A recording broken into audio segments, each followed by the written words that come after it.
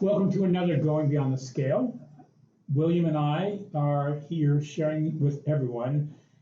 It's been now about 2 months. It's actually 2 months to the day from when we started this friendly competition between you and I. The other part is, in actuality, before we started the competition, William had already lost well over 30 pounds.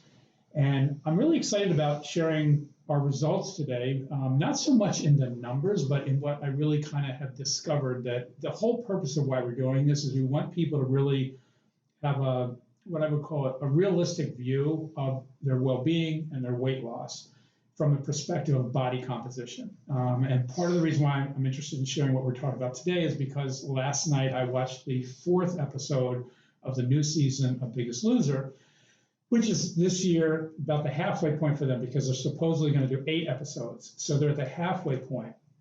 And the person that went home was Dolores Tomorrow. And Dolores, I was very surprised because in what they had shown during that week, she was working out incredibly well. Very athletic girl, doing these really powerful box jumps, a lot of other things that she was doing. So this girl's game was on.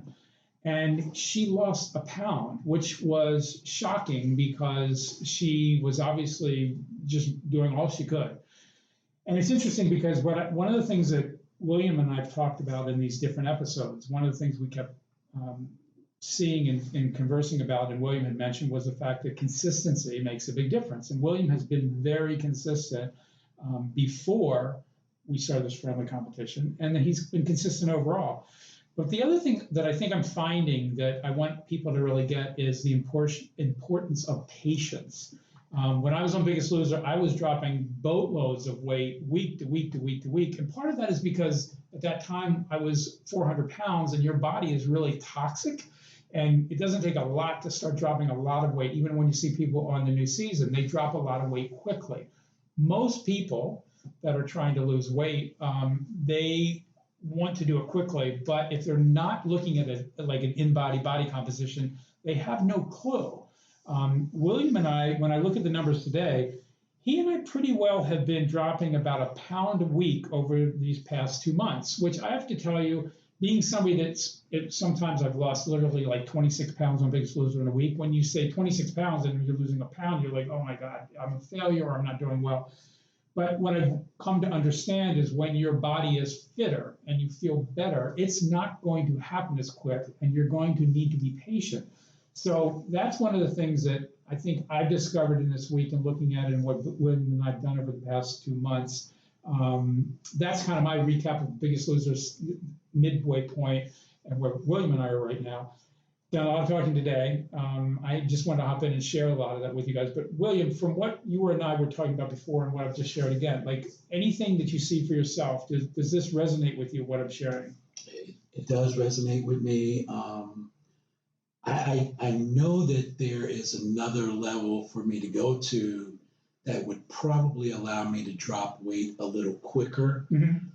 I haven't made up my mind to go there yet. Okay. I mean, that's the easiest way to say it. Good. Okay. Obviously, there probably are mitigating circumstances that, are surrounding that. But nonetheless, I know that when I really make up my mind to do that it's going to take me to another level. Not that I'm going to be dropping loads and loads of pounds, but I just think that, I'm not being as I'm being committed, but not as strict with myself as I could be. And I think that might signal itself in the numbers in terms of not losing maybe as much weight as I perhaps would like to lose at a given time. But what you're saying resonates with me because I've been doing this for a while now. Yeah. And I've gone through periods where I thought I was really pushing, and I would get on the scale and have little to no weight loss. Mm-hmm. And it can be frustrating. But at the end of the day, what you have to realize is that you're getting healthier. Right. You're getting healthier and you're living better. And you may not physically see it, but if you stop and think about it, you probably feel it. Mm-hmm. because I feel more energy now. I used to dread walking up the 3 flights of stairs to get to my office, and now it's just a decision. Yeah. Do I want to do it? Do I not want to do it? Before it was like, oh my God, Yeah. I'm not doing that. Now it's like, okay, I worked hard yesterday. I worked out. Maybe today I'll take the elevator once. Yeah. But I am going to take the stairs at least once a day, at least once. So your decision-making changes, and that comes with patience, and that comes with persistence, and that comes with consistency. Yeah, the purpose of why we're doing this is that I had wanted to connect this to the new season of Biggest Loser for the bigger reason, which was the long-term effect. I know for myself, I've been pretty effective over, now it'll be 9 years come May since Biggest Loser in keeping the weight off. Not perfect, but pretty consistent. Awesome. That's awesome. And the new contestants are going to get to the point there's going to be a finale, and they're going to go home, and they're going to be faced with what happened for everybody. There's an alumni. They go back, and after a while, many times people go back into their old habits. So what I think you and I are doing is kind of being guinea pigs here. Is it's not that we're somehow better or we know. We're just using ourselves as an example to get in a conversation with what's realistic. And I think that like even when you said the word strict, what I would say is I don't think there's any real advantage to quote unquote being strict. I think that what you've done is you made a decision. You've been about 80 to 90% consistent. You are working out. You're eating better. I mean, when you look at where your numbers are from where you were, all of us here see the difference. We see how you look. You've seen it, and other people in your family and friends have seen it. Right. But what I think we're looking at here is, we're going to keep doing this throughout the year. So when that show ends, we're going to be still going forward. And I would say to anybody that wants to make a change in their well-being, that it's not that complicated wherever you live. Get yourself to a Y or a gym, get yourself within a group exercise program, go to a boutique exercise program, and find somebody like William and I are doing, find a partner and just keep working at it. I think it is going to be consistency. And today's word literally is patience. You want to be patient. And if you go to Smartphone Fit J on my Instagram account and you look over the, like almost 9 years of me posting things, you'll see a wide range of exercise and food. And I love life. It's not like all of a sudden I've had to not enjoy myself. And I think that's really what I want people to take away from this, is that little by little that you're getting yourself into a place where you love what you're doing, you like how you're feeling, you have more energy, you are more in control of decisions you're making. Just sometimes you do things, sometimes you don't. You're not beating yourself up. I mean, what I love and what you shared each time is you're not coming from a place of, oh, my demons and this. It's not, we all have things that are challenges, but you're not arguing for your weaknesses. You're not complaining about it. Basically, it is what it is. You see where you're at. And as we go forward, we're looking for those solutions. And the camaraderie where you and I are doing it together, I think is a game changer for people to do. It's very difficult to do any of this stuff by yourself. Right. Any parting words, anything? Just said, you spoke about attitude. Okay.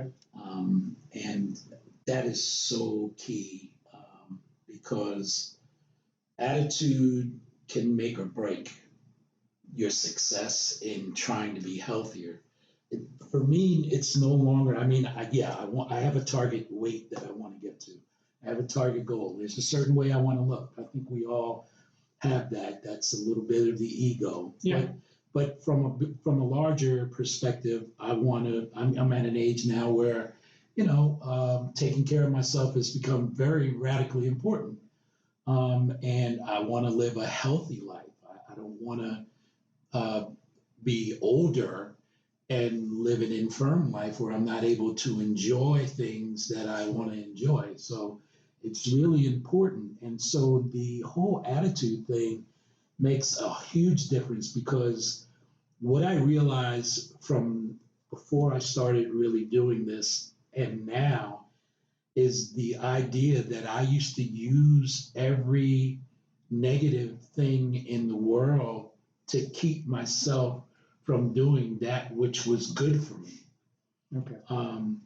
whether it was a temporary health challenge, whether it was I was tired from the day, whether I was stressed out. Well, I can't work out today, I'm too stressed. Well, Yeah. you know what? Actually, I've learned that if you're stressed, probably the best thing to do is work out, because it releases a lot of tension.